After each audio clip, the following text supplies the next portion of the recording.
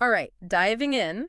Today, we're looking at activism, Ooh. online activism. Okay. Specifically, this really interesting German podcast called BeefBreakDown. Okay. And they look at internet conflicts, like break them down. Interesting. So I was thinking about, like, is there a right way to do activism online? That's a good question. Yeah, and like what actually happens, Yeah. when all this stuff plays out. So Well, it makes you think about, how activism is changing, right? Right. Like we picture protests and rallies and things like that. yeah, But online, it's becoming like a whole new, a whole new space. yeah, exactly, a whole new battleground for change, And that's kind of what this podcast is all about, right? Like, Yeah. how is YouTube and Twitch Yeah. being used to get people aware of stuff?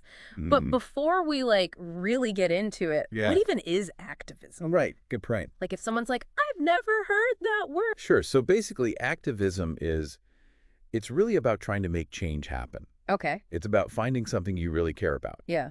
and then doing something to fix it or make it better. Okay. And that could be like, protesting peacefully or writing to people in charge. Yeah. Or even like starting those online petitions you see or even boycotting stuff. Uh-huh. Even making art that makes people think differently. So it's not just like talking about it. No. You have to like do something. Exactly, yeah. Okay, so with online activism, is it like a whole new set of tools then? It kind of is, right? Yeah. You can talk to like the whole world. You can Okay. get people together so fast. Yeah. You can even use humor, like jokes, to get your message across. Okay, so this podcast, they look at a content creator named Shurjoka. So what's their deal? So they're like a perfect example of how you can use like the internet for activism, Right. but also, it can be tricky. They talk about things like feminism and stuff, Okay. but the way they do it, it's a little, Upstream. yeah, divisive, yeah. Okay, so how are they different? So Shurjoka, they're known for being like really confrontational. They use strong language, call out other creators. Mhm. They even like start fights online Whoa. to get people talking about these issues. Okay, so they're not trying to like get everyone to agree. No. They're kind of using the fighting Yeah. as part of it. As a strategy, yeah. And this podcast is asking, like, does that work? Yeah, exactly. Like, does all that drama actually change anything? Right, that's the big question. I mean, it definitely gets people's attention. Oh, yeah, for sure. You can't deny that. No. But I could also see how it would make people like not want to listen. Yeah, that's the tough part, right? Yeah. Some people say it's necessary, like to shake things up. Okay. But others are worried that it just makes everyone more divided. And then it's even harder to find a solution. Exactly. It's a double-edged sword. Yeah, it reminds me of like real world protests, Oh, yeah. like the ones that really change things. Right. Sometimes they had to like break the rules, even get a little violent. Mm-hmm. And that was always controversial, even for the people doing it. That's a really good point. And now with the internet, it's like, It's everywhere. yeah, it's global, it's instant. Yeah. So the stakes are higher, right? Yeah. So with someone like Shurjoka who's using the conflict on purpose, Mm-hmm. how do we even like measure if it's working? That's a really hard question, and that's what the podcast tries to figure out too. Okay. It's not like just counting likes or retweets. Right. You got to look at like the bigger picture. Okay. Did it start real conversations? Did people change their minds because of it? Yeah. Did anything actually change in the real world? Yeah, and that's really hard to It is. measure, especially like right away. Especially right away, yeah. It's not like, oh, this tweet led to this new law. Exactly. It's more about like the long-term effects. Okay, so we've got this example of like really confrontational activism, Mm-hmm. but the podcast also looks at someone else, right? They do, yeah. Henrik? Yeah, Henry. And he's a really interesting contrast to Shurjoka Okay. because he shows like all the different ways you can be an activist online. Okay. For Henrik, it all comes from his own experiences with discrimination. Oh, wow. He's actually been an activist like his whole life. Really? Online and offline. So it's changed over time for him. It has, yeah. He's been part of protests, Mm-hmm. organized online campaigns. Oh. And now he mostly focuses on like helping people from different cultures understand each other.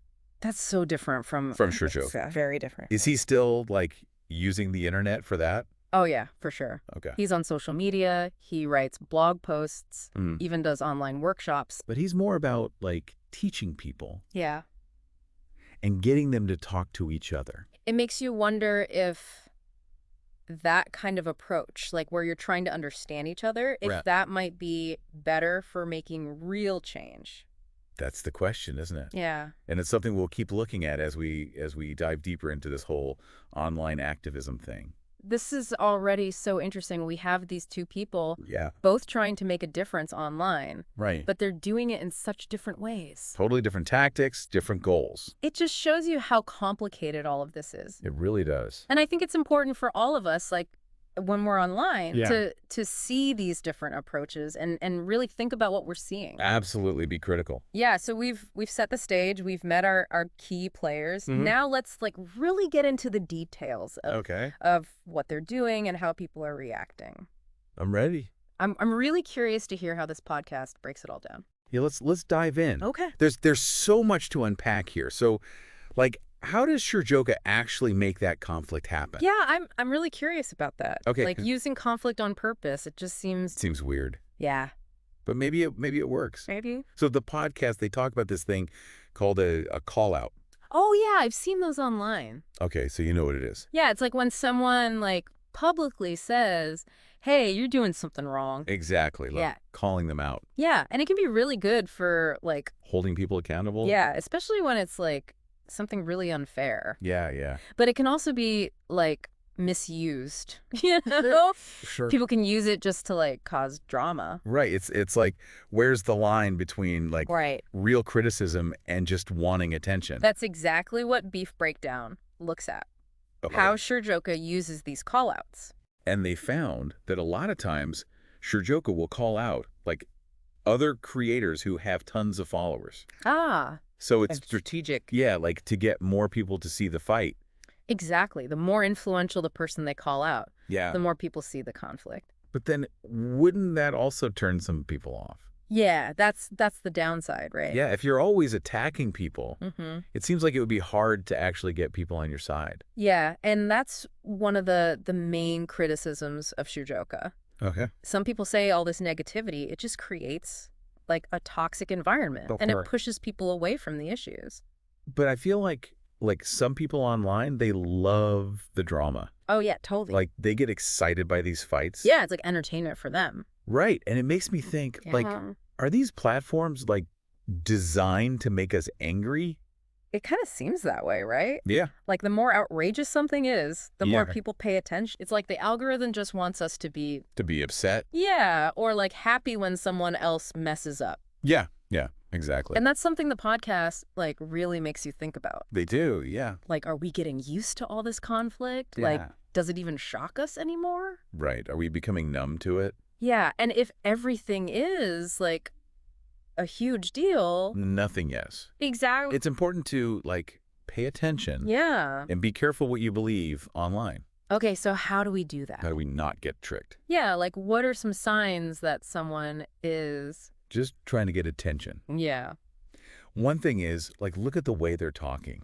Are they being respectful or are they just trying to like make people mad? Yeah. Also, think about what they're trying to do. Okay. Are they trying to teach you something? Or are they just trying to make someone look bad? Okay, that makes sense. And, always do your own research. Don't just believe everything you see. Exactly. Think for yourself. Be like a critical thinker. Yes, exactly. It's a lot to do. It is. But it feels like really important now. With the internet? Yeah. Yeah, it's essential. So let's talk about Henrik again. Okay, yeah. His approach is the opposite of... It's so different. Yeah. So Henrik, he talks a lot about the power of stories. Okay.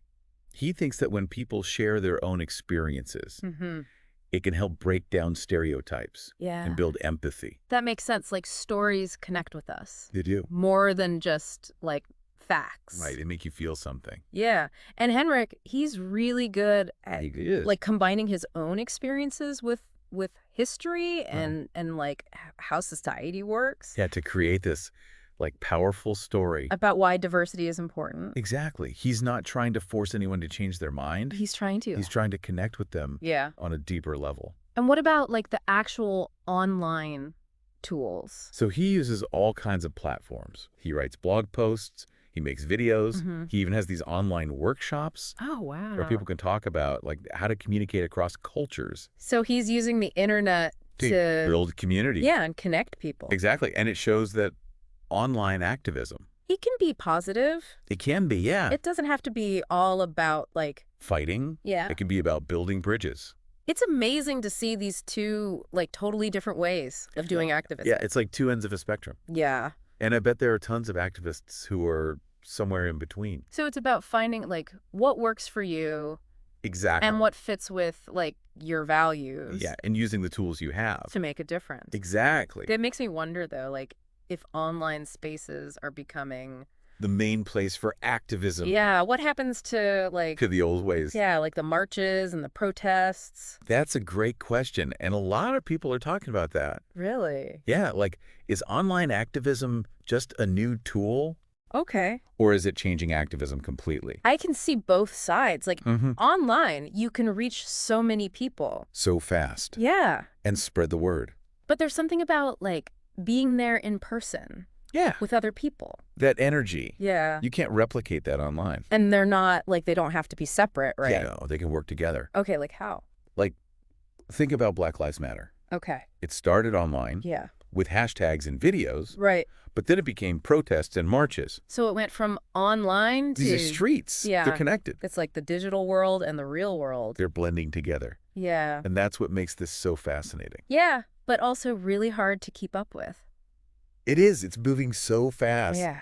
But we got to try to understand it. Not make it too simple.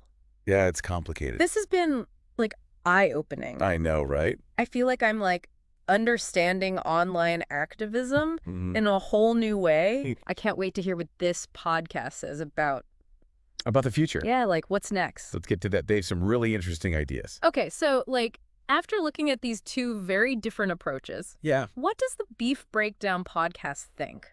Like, what actually works? Well, they don't, like, give a straight answer. Okay. Because it depends. You know, what works in one situation might not work in another. Right. It's not as easy as saying, like, confrontation is always bad or talking is always good. It's more complicated. Way more complicated, yeah. I guess it makes sense. Like, with the internet, it's always... We're changing. Yeah. And unpredictable. The podcast makes this point about, like, going viral. It's yeah. like there's all this pressure on activists to, like, get the most views and likes. To go viral, yeah. And if you're not, like, causing a stir, yeah, it's almost like you're failing. Right, like you're not doing it right. And that makes sense because the algorithm, it likes the crazy stuff. Yeah, the algorithm rewards the extremes. So even if an activist wants to be, like, more thoughtful, it might feel like they have to, like, turn up the drama. Exactly, just to get noticed. And then it becomes more about, like, the attention than the actual issues. Yeah, like the message gets lost. Yeah. But they do point out that some activists are, like, fighting back against this. Oh, okay. How? So they talk about these YouTubers who are, like, educational. Okay. But they talk about, like, really complicated social issues in a way that's, like, interesting and informative. So they're not, like, afraid of the tough topics. No, they're not shying away. But they're not just, like, yelling about it. Right. It's respectful. It's nuanced. So they're showing that you can, like...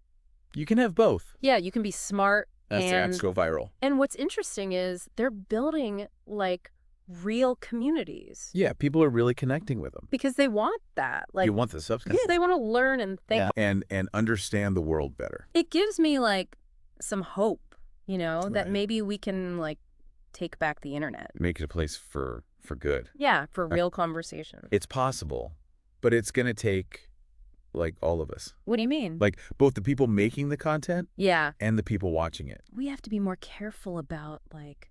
We're clicking on. Yeah, what we're supporting. Exactly. Be more intentional. And maybe we need to, like, rethink what success means. When it comes to online activism? Yeah, like maybe it's not about being famous or starting fights. Maybe it's about changing minds slowly. Yeah, building relationships. Like one person at a time. That's a good point. It's about the long game. This has been, like, really thought-provoking. I know, right? I feel like I have so much to think about now. Me too. It's made me look at online activism in a whole new way. And for anyone listening who wants to, like, go deeper into all of this, definitely check out Beef Breakdown. That's such a good podcast. Yeah. It really is. It makes you think about like how the internet is changing the world. And how we're all a part of that. Well, that's it for this deep dive. Thanks for joining us. It was fun. And remember, keep exploring. There's always something new to learn.